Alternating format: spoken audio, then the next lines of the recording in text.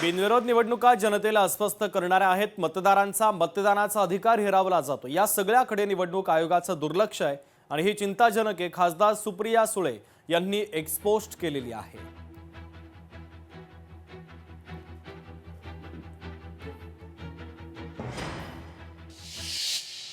राहुल नार्वेकरांच्या विरोधात मुंबई हायकोर्टामध्ये याचिका दाखल करण्यात आली। बबन महाडिकांसह इतरांनी ही याचिका दाखल केली।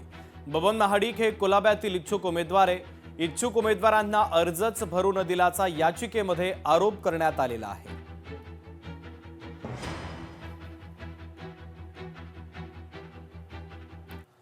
लक्ष्मी आणि सोनाली आंदेकर जेलमधून निवडणूक लढवणार आहे। आंदेकरच्या जामीन अर्जावर कोर्टानं पुढची सुनावणी दिलेली आहे।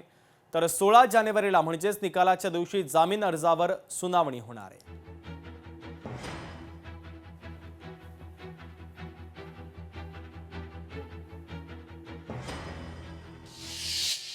वसई विरारमधील तरुणांना नोकरी मिळणारे वाढवण बंदराच्या ठिकाणी नोकरी देणार। तरुणींना नोकरी देण्याची जबाबदारी माझी आहे, मत्स्य व्यवसाय मंत्री नितेश राणे यांनी आश्वासन दिलेलं आहे।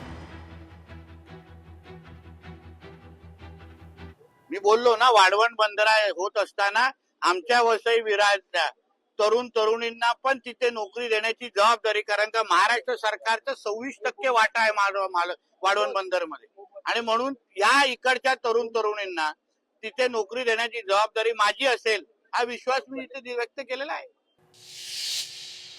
शीतल तेजवानीने 7.25 कोटी रुपयांचं कर्ज घेऊन उधळपट्टी केली। थकबाकी 20.49 कोटींवर पोहोचली, पण ती एकटी नाही। कर्ज मंजूर करणारे कोण, खरा सूत्रधार कोण? शीतल तेजवानीला सीआयडी कोठडी मंजूर झाल्यानंतर माहिती अधिकार कार्यकर्ते विजय कुंभार यांनी एक्सपोस्ट केलेली आहे।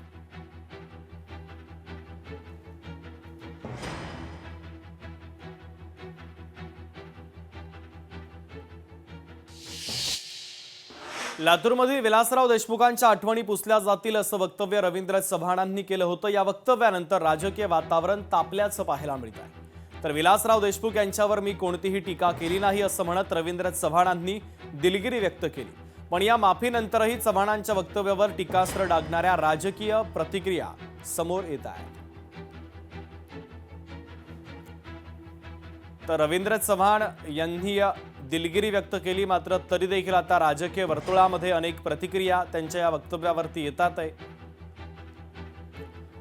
विलासराव देशमुख यांच्यावर मी कोणतीही टीका केली नाही असं म्हणत रवींद्र चव्हाणांनी माफी मागितलेली आहे।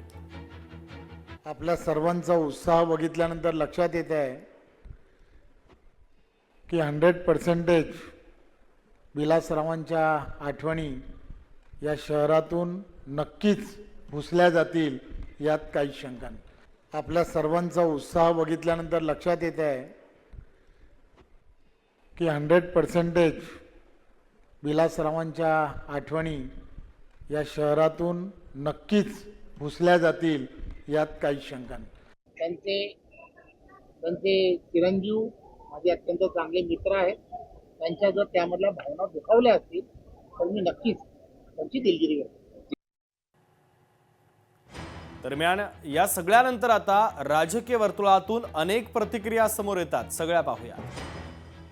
विलासरावांचं नाव मिटवणं, अरे असे भाजप येईल किंवा हे रवींद्र चव्हाण येतील जातील, यांचं नाव मिटेल, पण विलासरावांचं नाव मिटवणारी ताकद या महाराष्ट्रात पैदा झालेली नाही।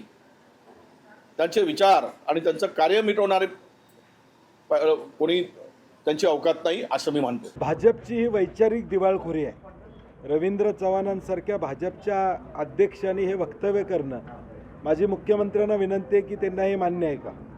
देश पातळीवरच्या भाजपच्या नेत्यांनी या ठिकाणी सांगितलं पाहिजे, दानवे साहेबांनी बोललं पाहिजे, गडकरी साहेबांनी सांगितलं पाहिजे की रवींद्र चव्हाणांचं वक्तव्य त्यांना मान्य आहे का? की सामान्यांचा मुख्यमंत्री म्हणून विलासराव देशमुख साहेबांची ओळख या महाराष्ट्राला आहे, आणि म्हणून असं वक्तव्य करून मला वाटते त्यांनी स्वतःची बौद्धिक क्षमता काय हे महाराष्ट्राला दाखवून देण्याचं काम केलेलं आहे। आज देशमुख साहेब आपल्यात हयात जरी नसले तरी त्यांचे विचार, त्यांची प्रेरणा ही माझ्यासारख्या नवख्या खासदारांना खरं तर प्रेरणा देणार आहे। त्यांच्या विचारावरती पावलावरती पाऊल ठेवत आम्ही काम करत आहोत, आणि मला अभिमान या गोष्टीचा आहे की आदरणीय विलासराव देशमुख साहेबांचा वारसा आजही धीरज भैया असतील किंवा अमित भैया असतील ही लातूरमध्ये तो वारसा ते जपत आहे आणि त्याच्यामुळे विलासराव देशमुख साहेबांचं नाव पुसण्याचा विषय जो काही या ठिकाणी प्रदेशाध्यक्ष बोलत आहे खरं तर हे चुकीचं आहे.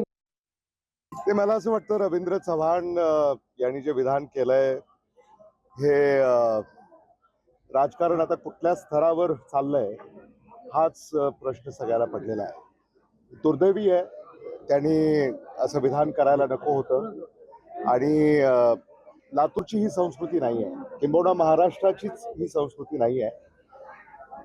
या विधानाचा मी निषेध करतो आणि त्याचा निषेध सर्वत्र होतोय.